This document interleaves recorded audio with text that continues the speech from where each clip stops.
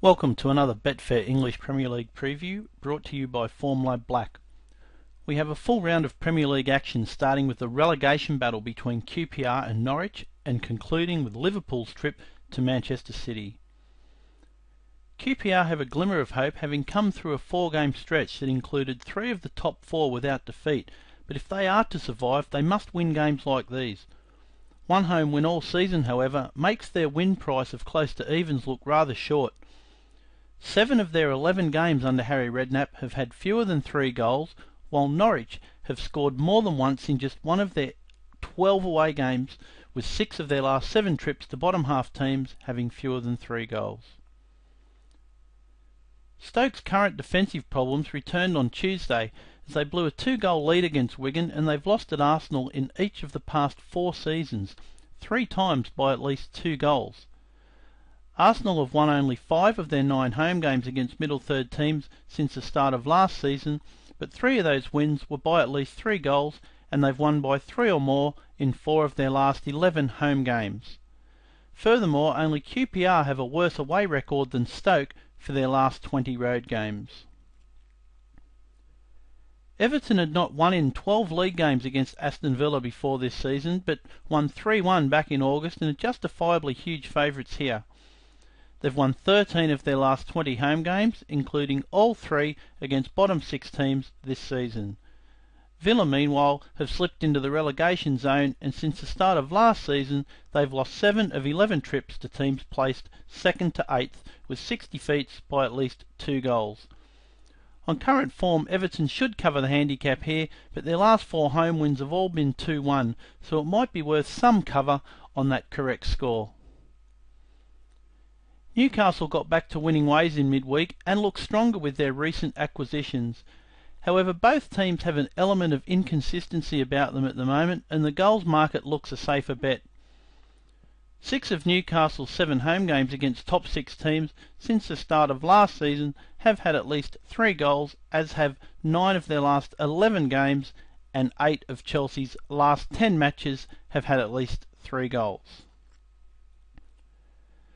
Reading have 7 points from their last 3 games despite trailing at half-time in all 3, and they've conceded first in half their home games this season. Sunderland have been in good form since beating Reading 3-0 in December. In their last 13 trips to bottom 6 teams, they've recorded 7 wins and just 4 defeats, one of which was at an out-of-position Arsenal. They've also scored first in 4 of their last 6 trips to promoted teams with 3 wins.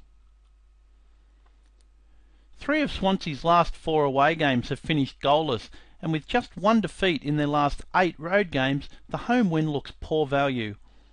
However, the Hammers are unbeaten at home following a defeat, with 5 wins in 7 games. The draw offers some value here, with West Ham having drawn 4 of their last 10 home games and Swansea finishing all square in 8 of their last 15 matches. Wigan have won only 2 home games this season, but they were against the other 2 promoted teams. However, Southampton have made a promising start under Pochettino, and the match outcome market is probably best avoided. 11 of Wigan's last 14 home matches have had at least 3 goals, while 8 of their 14 matches hosting bottom half teams since the start of last season have seen at least 4 strikes. Supporting this is that 8 of Southampton's 12 away games this season have also had at least 3 goals. Fulham have a poor record against Manchester United and were thrashed by these opponents just a week ago in the FA Cup. They've lost 8 of the last 11 league meetings between the sides, and 7 of the games saw at least 3 goals, while 8 of their 14 home games against top 6 teams since 2010-2011 have seen 4 or more goals. United, for their part, have won 8 of their 10 trips to middle third teams since the start of last season, and each time have been ahead by half-time.